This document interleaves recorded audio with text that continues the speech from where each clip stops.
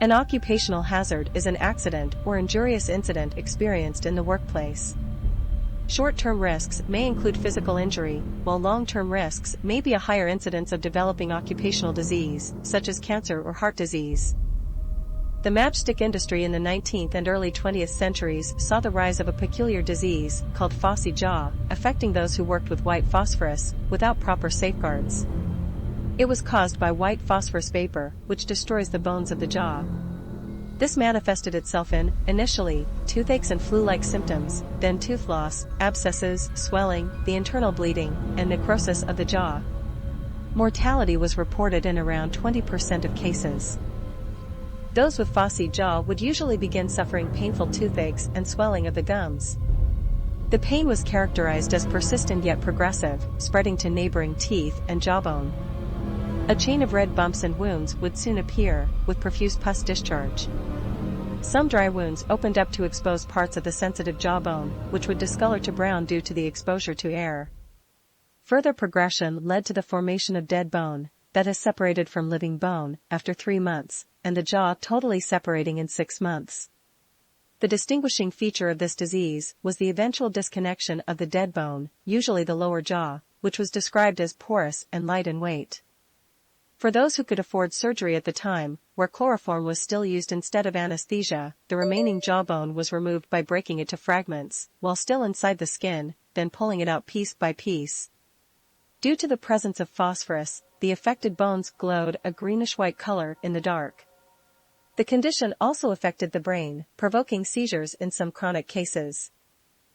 A condition similar to phossy jaw was radium jaw, or radium necrosis, by the ingestion and subsequent absorption of radium into the bones. From 1917 to 1926, the U.S. Radium Corporation was engaged in the extraction and purification of radium to produce luminous paints.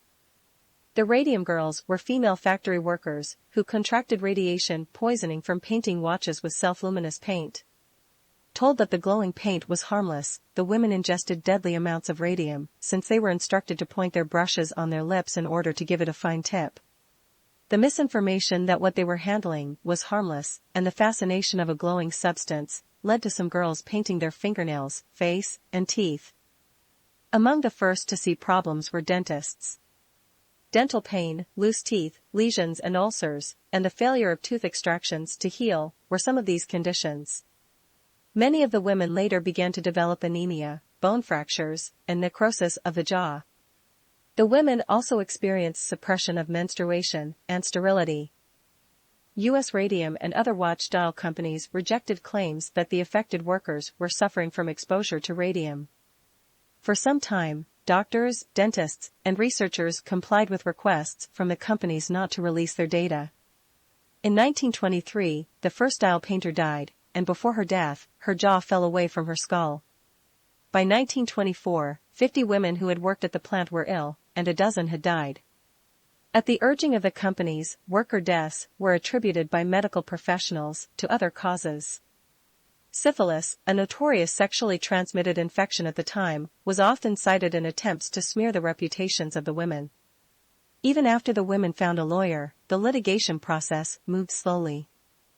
Unfortunately, the X-ray machines used by the medical investigators also contributed to some of the sickened workers' ill health by subjecting them to additional radiation. It turned out at least one of the examinations was a ruse, part of a campaign of disinformation started by the defense contractor. In the end, the case had been won 8 times, before Radium Dial was finally forced to pay. The lawsuit and resulting publicity was a factor in the establishment of occupational disease labor law. During 1800s and 1900s, children were often employed in hard labor.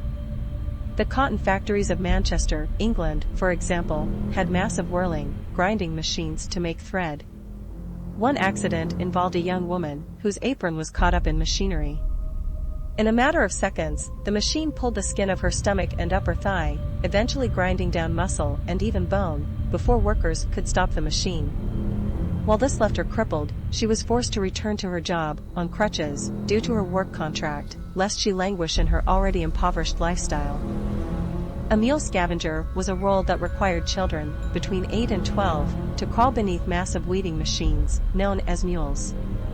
There, they swept up the accumulated bits of cotton, before the fluff could clog up the works and stop production. However, this task did not involve the heavy and complex machinery to be turned off, as it would affect production and profit. In this era, there were no fail-safes if an appendage got caught or stuck. If these child laborers didn't move quickly enough or weren't cautious, they were crushed against the machinery and either mutilated or died. Another factory hazard was air quality. For cotton mills, the air was thick with dust-like fibers, which irritated the eyes and over time built up in workers' lungs, causing disease commonly known as bisonosis, or brown lung. The condition occurs when textile workers inhale fine particles of non-synthetic fiber, such as cotton. Common symptoms can include persistent coughing, difficulty breathing, and tightness in the chest. Continual exposure can make bisonosis persistent and can result in long-lasting damage to one's lung tissue. But for Victorian factory workers, who could hardly afford to take an extended leave of absence to let their lungs recover, much less ask for respiratory protective equipment that didn't yet exist, it was all but inevitable that they would end up struggling to breathe. With the continuing industrialization in England came an increase in the number of houses. The services of the chimney sweep became much in demand, especially after the Great Fire of London. New building regulations were put in place that altered chimneys, now angular and narrow, with a dimension of 9 inches by 14 inches. Master chimney sweepers employed young boys, as they fit inside tight crevices easily. The climbing boys, and sometimes girls, were technically apprentices. The master chimney sweeper would be paid by the parish to teach orphans or paupers the craft. These children were totally reliant on the master sweep, as their impoverished family or guardians had signed papers in front of a magistrate, which legally bound them to the master sweep. The boys often climbed in the nude, to lessen friction, and used their back, elbows and knees, to shimmy up, like a caterpillar. They were often forced into still hot chimneys, and even chimneys that are still alight, in order to extinguish a fire. They would use a brush to dislodge loose soot, which would fall over him and down to the bottom, and a scraper to chip away the solid bits. It was then his job to bag up the soot and carry the heavy load for hours. If the unfortunate chimney sweep fainted or became lethargic due to the lack of clean air, another boy was sent up behind him to prick needles into his buttocks or the soles of his feet, to make sure he awakened.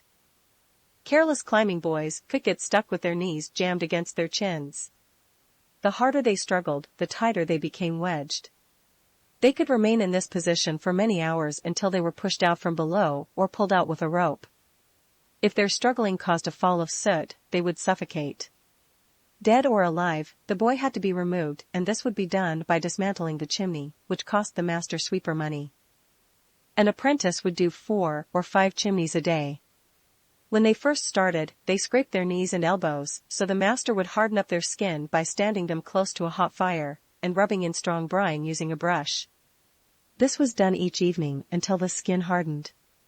The boys made no wages, but lived with the master, who fed them. They slept together on the floor or the sacks and the dirty cloth used during the day. The boy would wash once a week, but rarely. One sweep used to wash down his boys in the River Thames, which was polluted with raw sewage and factory waste at the time. Climbing boys exhibited stunted growth and deformity of the spine, legs, and arms, which were thought to be caused by being required to remain in abnormal positions for long periods of time before their bones had hardened. As soot causes cancer, and as the boys slept under the soot sacks they collected after cleaning, they were prone to chimney sweeps carcinoma. From about 1803, there was an alternative method of brushing chimneys, but sweeps and their clients resisted the change, preferring climbing boys to the new humane sweeping machines. From 1775 onwards, there was increasing concern for the welfare of the boys, and in 1875, Acts of Parliament were passed to restrict and to stop the child abuse.